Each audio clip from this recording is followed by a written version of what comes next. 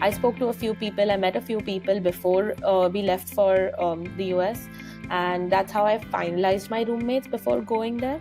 And area-wise, I mean, we were actually lucky enough because one of the girls who was staying with me had an uncle here in New Jersey. So he actually was looking at the apartments for us and looking at the areas. But speaking of the Columbia area, anything from 110th to 125th is on 125th Street it's pretty safe and it's pretty decent.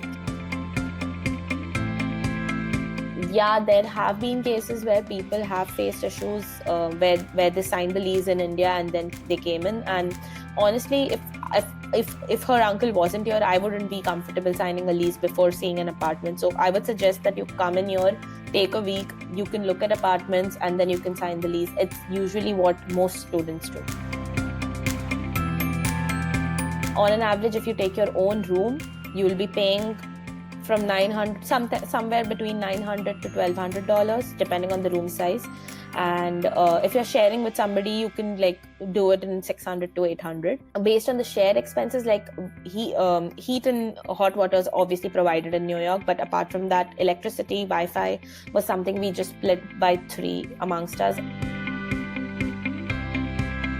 Mumbai is pretty much like New York. It's fast-paced, so it wasn't really that hard making that transition here. But it's nothing that you can't adjust to. It's definitely a great city to live in. You have to do all your work on your own. You have to get the groceries on your own, cook on your own. So initially, for the first few weeks, we tried to cook, but then it got really difficult to manage that with the studies.